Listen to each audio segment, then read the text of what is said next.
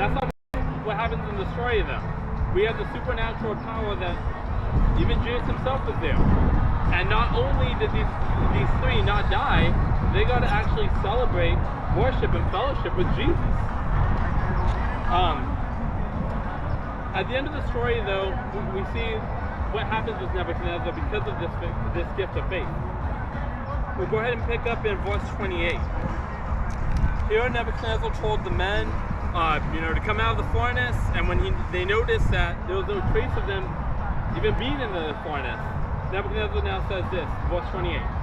Nebuchadnezzar spoke, saying, "Blessed be the God of Shadrach, Meshach, and Abednego." Wait, blessed be this guy was against God. And all of a sudden now, because of what he saw, so who sent his angel and delivered his servants who trusted in him. And they have frustrated the king's word, yielded their bodies that they should not serve nor worship any god except their own. Therefore, I make a decree that any people, nation, or language which speaks anything amiss against the God of Shadrach, Meshach, and Abednego shall be cut in pieces, and their houses shall be made an ash heap, because there is no other God who can deliver like this. That's a big transformation. For somebody that's like, no, yeah, we're going to bow down to this statue, we're going to do all this. All of a sudden changing and flipping.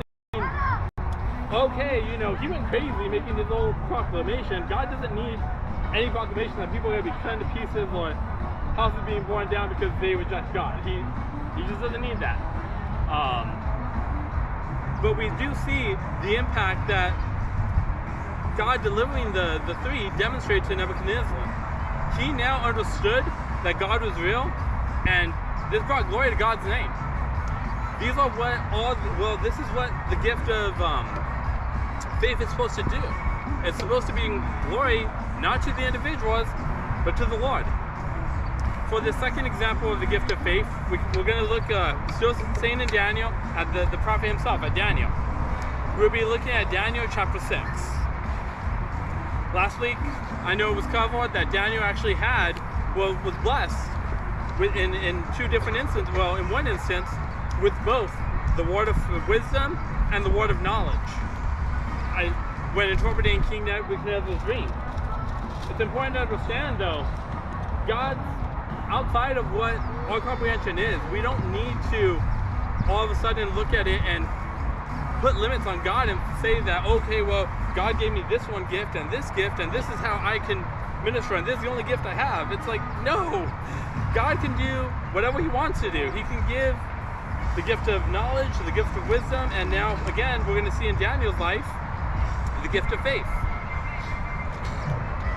Here in this specific example, we read, it's a famous story.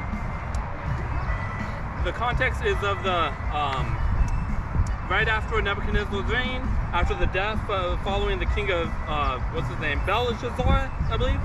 Now Darius was the king. We'll be picking up in chapter 6, verse 3. Here we read, "Then Daniel distinguished himself above the governors and satraps, because an excellent spirit was in him." I even look at that little section and I'm like, wow. How many people are, I don't want to use the word, but brown nose it. They want to, I'm looking good with my boss. I'm looking good in my job. I'm doing all this. It's like, Daniel didn't have to do any of this. He had an excellent spirit in him, being that his faith with the Lord. And what happens now? And the king gave thought to setting him over the whole realm. So the governors and satraps sought to find some charge against Daniel, concerning the kingdom. But they could not find no charge or fault, because he was faithful. Nor was there any error or fault found in him. Whole reason again? Had nothing really to do with him. It had everything to do with his walk with the Lord. He walked with the Lord was blessing him. So now skipping down verse 7, we kind of know the story. They now deceive King Darius.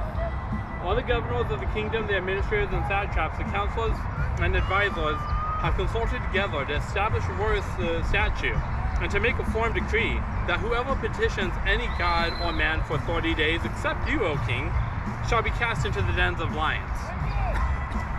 Okay, well, you're talking to this a pagan person, somebody that's all about themselves. Yeah, it's like, oh, okay, cool. Nobody can petition anything to anyone. It's only to me.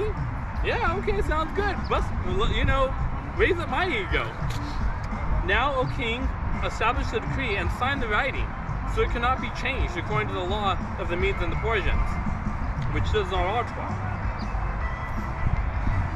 Within the next ones, we see that now Daniel's found out, and they pushed Darius to throw Daniel into the lion's den. So we read, so the king gave the command, and they brought Daniel and cast him into the den of lions. But the king spoke, saying to Daniel, your God, whom you serve continually, he will deliver you. I just find it amazing that even to Darius, some pagan knows that, wow, the God that you serve, I've heard about him, and I know you're faithful with him, and he's going to take care of you. He's going to deliver you. It's a challenge I do hope about for us, that others see in our lives, that, we're believers. It's ironic. It was knowing that Daniel would stick with this faith, which is the reason these governors and satraps came up with the specific proclamation, the specific wording in this decree, because they knew this guy's all about it. We catch him up, it's going to be something that he shouldn't be praying to his God. So then, of course, we see what happens in verse 20. And when he came to the den, he cried out with a lamenting voice, being King Darius. The king spoke, saying to Daniel, Daniel, servant of the living God, has your God, whom you serve continually, been able to deliver you from the lions? Then Daniel said to the king, O king, live forever. My God sent his angels and shut the lions' mouths, so that they have not hurt me, because I was found innocent before him. And also, O king, I've done no wrong before you. So I'm even looking at things. If we really look at even the end of this, we know that the men that accused Daniel, they're thrown into the den of lions, and God does not hold back the lions at that point. We see supernaturally then that Daniel was protected by the Lord, because these lions were hungry. And again, this king now, Darius, makes his decree. So the end result of this, for this story, again, who's praised? Who gets the glory? It's all of the Lord. We see that the decree that he says, verse 28:6, I make a decree that in every dominion of my kingdom, men must fear and tremble before the God of Daniel, for he is the living God and steadfast forever. His kingdom is the one which shall not be destroyed, and his dominion shall endure to the end. He delivers and rescues, and he works signs and wonders in heaven and on earth, who has delivered Daniel from the power of the lions. Just want to kind of look at some of these other examples, but I'm also trying to gauge our time. Here, if we look at the next one, it's going to be found in Matthew. That's going to be, so here in Matthew, we're actually looking at, well, when Jesus walks on water. And actually when Peter was given just the opportunity. So going to that, I'll read in verse 27. But immediately Jesus spoke, we have the disciples, they're afraid, they see Jesus walking, and they're terrified. So in verse 27 we pick up, but immediately Jesus spoke to them, saying, be of good cheer, it is I. Do not be afraid. And Peter answered him and said, Lord, if it is you, command me to come to you on the water. So he said, come. And when Peter came down out of the boat, he walked on the water to go to Jesus. I know kind of the biggest thing with this, even this little story of scripture, everyone focuses on the part that, well, Peter began sinking, right? Peter in the end didn't get to Jesus. Yeah, maybe true. But still, it doesn't change the fact that Peter was given this gift of faith, so much that he knew, if only our master, if only Jesus called him to walk on water, he could walk on water. He can do what was humanly impossible to do.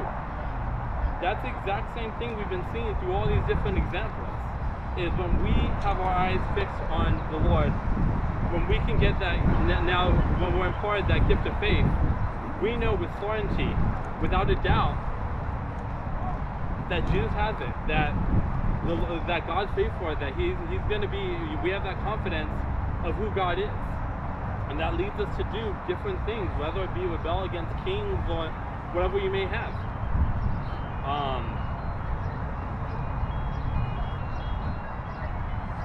So actually, I wanted to give this one last example, and I'll actually give this, and then we'll go into our final point. So some of you guys that know, even with the Church of Nicaragua, for Nueva Guinea, there was a time when we were trying to put the radio station up, and we were trying to put the towers up. And I remember at the time, or a senior pastor at the time, he didn't want to, he didn't feel that he could speak to the congregation about things, to ask for this request. But he was told, tell the congregation, and God's going to provide. So he did. And within the next week, from what I know, all of a sudden somebody came to the bookstore that we had, paid it, gave us the money for it, and that was it. We've never seen that individual again. That's supernatural. That's God just sending somebody. So the last point we're going to look at real fast is the gift of faith applied. Before we learn how to apply faith, though, it's important to define faith. For this, we can look at Hebrews chapter 11, where the author gives us that definition. Now, faith is the substance of things hoped for, the evidence of things not seen. In the examples we've looked at tonight, although not written in detail, we've seen the different actions that happen with the gift of faith. And it's only through believing who God is and trusting in Him completely. When situations arose, they were given this gift of faith to take actions to simply trust in God, no matter what the result would have been. So in studying this gift, it is further made clear the next question to ask is, how do we increase our faith then? The answer is simple. For God to give us any gift, we need to have faith. We need to believe in Him and trust with the certainty that He can provide for us and protect us. In Matthew 17:20, Jesus now talking to the disciples about casting out demons, He tells them, so Jesus said to them, because of your unbelief, for assuredly I say to you, if you have the faith of a mustard seed, you will say to this mountain, move from here to there, and it will move, and nothing will be impossible for you. So the answer comes, we need to live our lives in faith, trusting in God and living in His promises. Then, going back, and we will be closing here, we look at Paul in Romans chapter 10. That's where we'll be closing. Here we'll go ahead and pick up in verse 14, where we read, how then shall they call on Him in whom they have not believed? And how shall they believe in Him whom they have not heard? And how shall they hear without a preacher? And how shall they preach unless they are sent? As it is written, how beautiful are the feet of those who preach the gospel of peace, who bring good tidings of good things. But they have not obeyed the gospel. For Israel says, who has believed in our report? Here answer.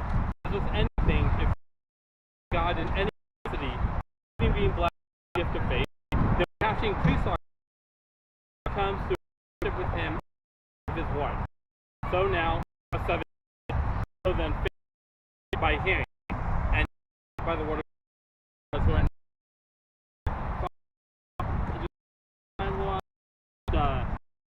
So just anything that wasn't your Father, you remove it, and anything that you wanted us to hear, Father, that you just have that pure soul that we can learn, Father, and we can just apply, just be open to the gifts that you would not be limited by our own things. I do you give us traveling more, get head back, and just last week.